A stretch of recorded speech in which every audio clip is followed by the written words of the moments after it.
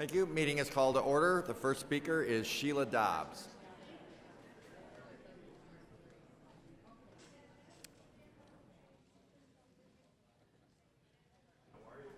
Is Sheila Dobbs here?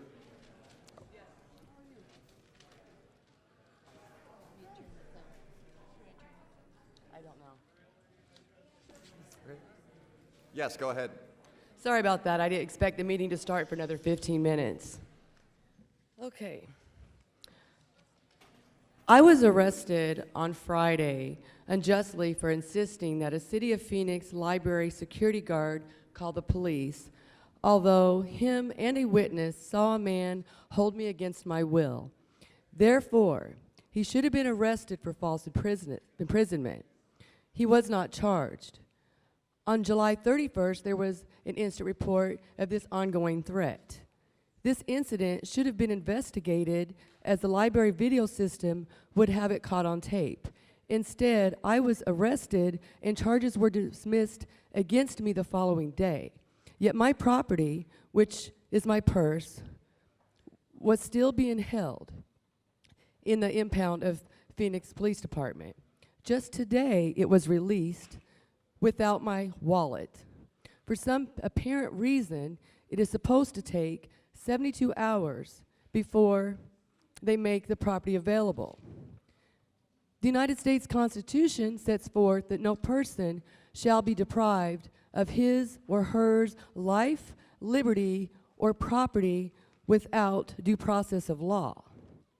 However, the office is closed on both Tuesdays and Thursdays and closes at noon on Wednesdays, making it nearly impossible to get your property within that time frame.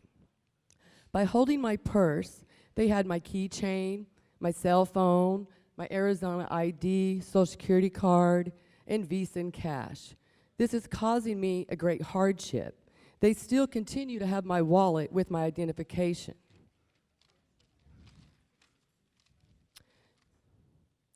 I am quite frustrated. I have no way of purchasing food. I can't even get an emergency food box without identification. There are many things, and as you know, I'm required by law to carry an identification. There's no phone number to let me know how to call to find out, when and if they're ever going to return my wallet. And I'm quite concerned that without an ID, I cannot get a restraining order, and without the cash that was in my wallet. So I need some assistance, and I would hope that by coming here today, I can get some help. And as you know, perhaps you may or may not know, Mayor, I did go by the mayor's office, and I did make a formal complaint. I still have heard not back anything. Also, when I retrieved my purse today, because this police officer, and my witness is right here, saw him search my purse on the top of his patrol car.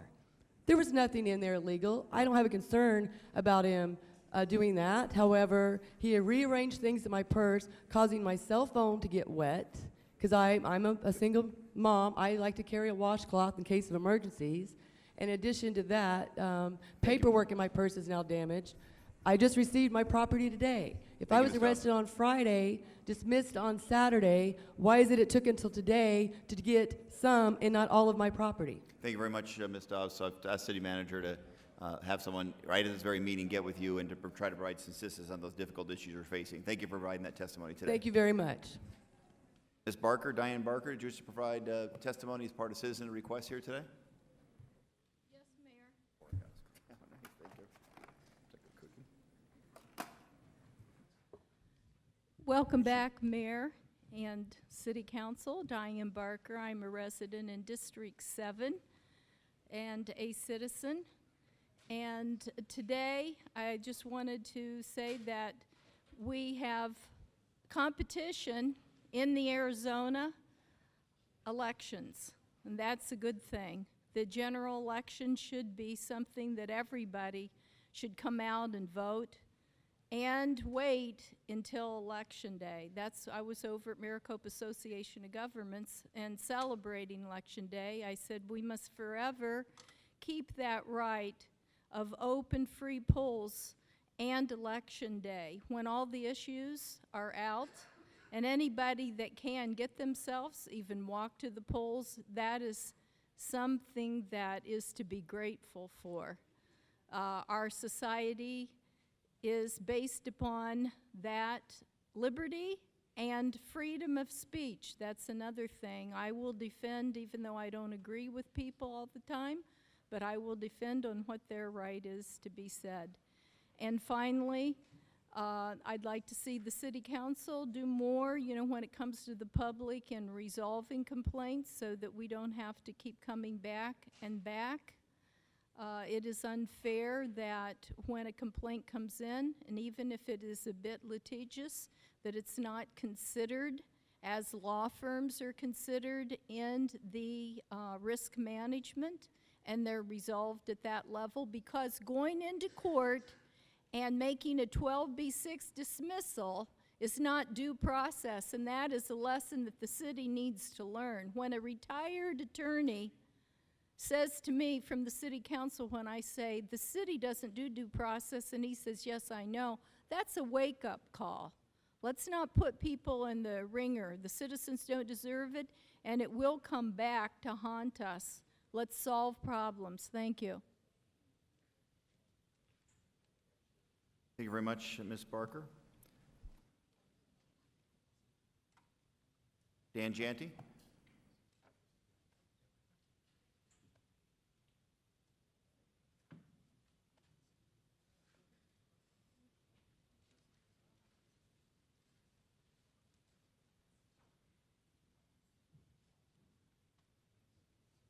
Good to see you.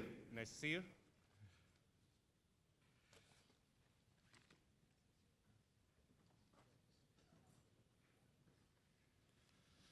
Ooh, love Phoenix so far. Thank you. Mystical place. Very nice. The sacred herb, marijuana. The herb is written throughout the Holy Scriptures. We see that the herb is the best medicine on the planet. The herb is given to us from the head creator, Jah Rastafari, who guides us in our every step. Marcus Mosiah Garvey, the great prophet from Jamaica's northern shore, says, all immoral laws must be disobeyed. The laws against marijuana, the tree of liberty, the lamb's bread, ganja, sense of me, Jah Rastafari, are immoral. As it follows, our laws define our society. The logical conclusion is that we are upholding an immoral society. As we sit here, how many people in this fair city are sitting in a metal box for smoking or providing a sacred plant? We have something in the herb that is better for our children than Ritalin, yet we withhold it from them. The herb helps children ease the pain and cure cancer, yet we withhold it from them. It begs the question, do we really, truly, authentically care about our children? In the herb, we have the solution for people's sufferation, and yet we spread propaganda about the herb. Tell the children the truth, Bob Marley has written. For all the people that slept on the street last night, these people have hidden talents. These people can help uplift our society. We heavily advertise alcohol and pharmaceutical drugs on billboards and trains. And when we see shelterless, homeless people on the street, addicted and depressed, we don't provide them with a place to heal their addictions and express their creativity. Kurt Vonnegut in Slaughterhouse-Five writes, we're all searching for dignity. I may have heard it said that homelessness is a choice. When one communicates with the shelterless people, one will see that assertion could be nothing further from the truth. When someone is sleeping outside under glaring lights and near loud, obnoxious motorized vehicles or in back alleyways with only a concrete as the pillow, it is a police officer's responsibility to provide that person with water and transport that person to family to a safe, clean shelter. Basic human, Holman rights. Rents starting at $250 a month are extremely difficult to achieve. We don't promote the sacred herb generally in our public speeches. Trying to make the exorbitant rents, the people don't have sufficient time to smoke herb and meditate, do yoga, and create ideas to make this world a better place. Marijuana is for motivation. It is for meditation. It is for the upliftment of the mind as provided by the Most High, Rastafari the First. For as it is written, he waters the hills from his chambers. The earth is satisfied. He causes the grass for cattle and the sacred herbs for the service of I and I. All right, We the people. Daniel, The we have Bible about is a not a 3-minute religion. limit on that. It is a guidebook and a history. For Genesis signifies a beginning, yet we tell our children, the people of our communities, that's a sacred herb and the THC property. Daniel, I got to cut you off just because we have a 3-minute limit for each of the speakers, so we get through all of them. Thank you very much for being here. It's good to see you. Meditation. Thank you. Thank you, friend. Tim Sierakowski is the next speaker for citizen requests. Good afternoon. Tim Sierkowski, 1801 East Hatcher Road. Did it go off? Can we get the mic up? You're on now? Okay, are we on? Very good, thank you. Obviously, I'm going to just talk for a short time period about parking meters in parks, and you knew I would do this. After many years of trying to fight this, I think now we're coming to the realization that most people are truly opposed to parking meters in parks. That's really not what they want. They don't want to go to a park and have to pay money. I think they're just really taking a very negative attitude towards this. But I'm not going to dwell on this because there's a Parks Board meeting tomorrow night, and I would hope that the council people at this point would get together tonight and say to themselves and tell the Parks Board members that this really shouldn't be brought up as a topic for them to discuss at tomorrow night's meeting, and that you guys would permanently say to these individuals, enough is enough. We're not putting parking meters in parks. We're going to have to find some other way to redirect traffic and so that people can have a really great hiking experience in the parks. Second thing I want to address is we had the property at the golf course, Papago Golf Course, appraised. You guys have a real problem here. You're leasing it out for $300,000 a year to ASU, and the property is valued at $21 million. The people are not getting a fair return on their investment. Sell the property, because $300,000 a year, sell it. We need the money at the present time. And leasing the property ASU for their baseball field is not for $2,000 a month, it's $24,000 a year, is a joke. This is not a fair contract. It's not for the people here. It's a bad deal for the people here. You're supposed to be representing these people and entering into good agreements with these people that they can live with. Papago Golf Course is not it's really a bad deal. If ASU wants the golf course, sell them the golf course. Collect interest on the money. Stop sitting there and charging them $300,000 a year for what? Sell it, get rid of it. We need money at the present time, and golf courses are being sold all over the United States. So we need to liquidate all of those. Thank you. Thank you very much for taking the time to come down. Leonard Clark, we've got about 2 minutes before our meeting starts. Can you keep it under 2? Otherwise, we'll have you go at the end of the meeting. Yes. All right, thank you very much. Thank you, Mayor. I just want to thank the city of Phoenix for sending back a letter response on how I had asked at the last meeting. I hope you guys are all doing good, by the way, but how we can do more to prevent drownings. I know you guys are always looking at that.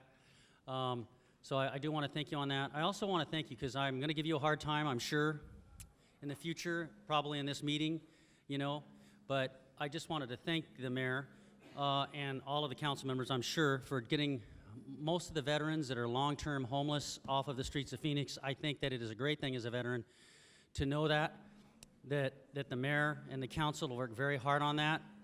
I think we ought to do more on that. And then later I will be speaking more. I'm very concerned about what kind of policies we're going to do in our committee and you as a whole to work on issues dealing with the mentally ill. So thank you for letting me speak, and thanks for getting all long-term homeless veterans off of the street. I appreciate it. Thank you very much, Leonard. That completes the cards that I have for citizen request. I think we're going to take a very, very short break because our meeting schedule starts